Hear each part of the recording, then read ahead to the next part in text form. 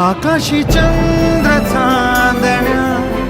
तोडून मी का आणल्या,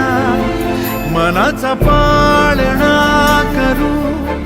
बांधून घे जरा झुला, डोळ्यात तूच साजणी सुखाचा स्पर्श तू नामा, तुझ्या विना उरेन अर्थ जीवना,